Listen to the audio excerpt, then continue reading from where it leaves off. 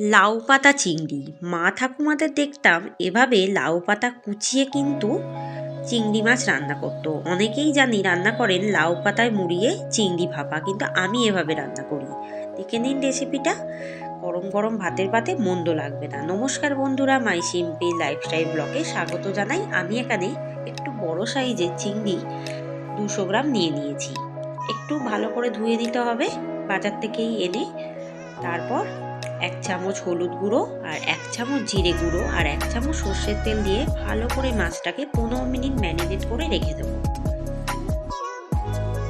তাহলে কিন্তু মশলাটা মাছের মধ্যে ঢুকে যাবে। এরপর কিছু মশলা আমি বাটবো। এটা হচ্ছে 1/2 কাপ পোস্ত। এটাকে প্রথমে ড্রাইভাবে ব্লেন্ড করে নেবো, যেহেতু মিক্সারে বাটছি তাই, যাতে মিক্সারে পোস্ত খুব ভালোভাবে বাটা হয়। দেখুন বেশ গুঁড়ো গুঁড়ো হয়ে গেছে ড্রাইভাবে 2-3 বার ব্লেন্ড করে দিলে।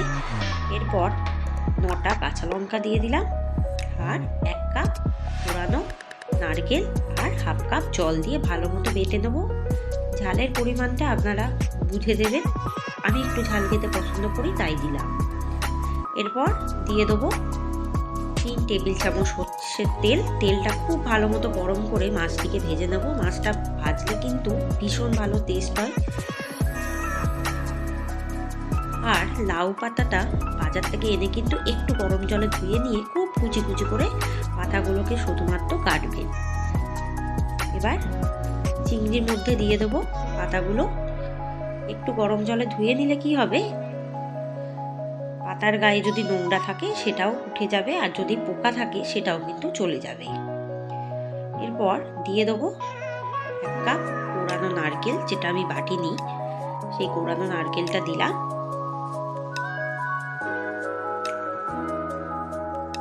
ভীষণ ভালো খেতে হয় গরম গরম ভাতের পাতে এই রেসিপিটি। এবার খুব ভালো মতো এটা ভেজে নেবো। আঁচটাকে কিন্তু অবশ্যই লোতে রাখবো। দেখুন পাতাটা প্রায় ভাজা হয়ে গেছে। এরপর বাটা মশলাটা দিয়ে দেবো। পোস্ত, নারকেল আর কাঁচা লঙ্কা বাটা আছে, সেটা দিয়ে খুব ভালো মতো কষিয়ে দেবো। আঁচটিকে লো টু মিডিয়ামে রাখবো।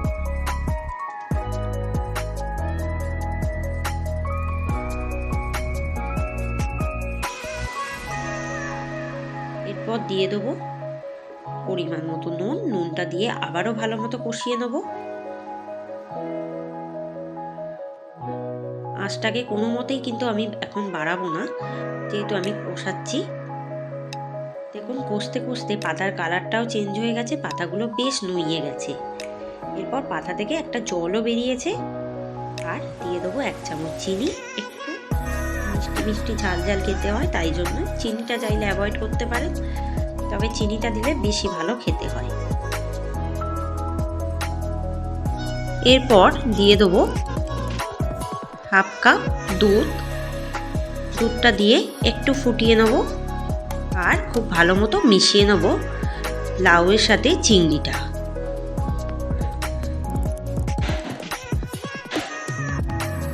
এরপর খুব ভালো মতো এটা রান্না করতে হবে, যাতে চিংড়িটা খুব ভালো মতো সিদ্ধ হয়ে যায়। আঁচটাকে এরপর আমি মিডিয়ামে রাখবো। এটা কিন্তু মাঝে মাঝে নাড়তে হবে, তাহলে কি হবে, পোস্তটা যেহেতু দেয়া আছে জলটা শুকিয়ে গেলে কিন্তু তলায় বসে যাওয়ার সম্ভাবনা থাকে। দেখুন চিংড়িটা প্রায় সেদ্ধ হয়ে গেছে আর জলটা একদম শুকিয়ে গেছে। এরপর এভাবেই মাখা মাখা করে আমি নামিয়ে দেবো। গরম গরম ভাতের সাথে মেখে খাবেন, ভীষণ ভালো লাগবে। আর ভাতটা একটু বেশি করবেন, যাতে ভাতটা টানাটানি না পড়ে যায়।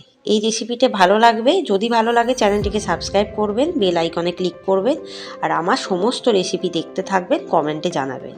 ব্যাস রেডি এই আমার ঠাকুমার বা মায়ের লাউ পাতা চিংড়ি। ভীষণ ভালো, ভীষণ টেস্টি, বানিয়ে একবার দেখবেন। ধন্যবাদ।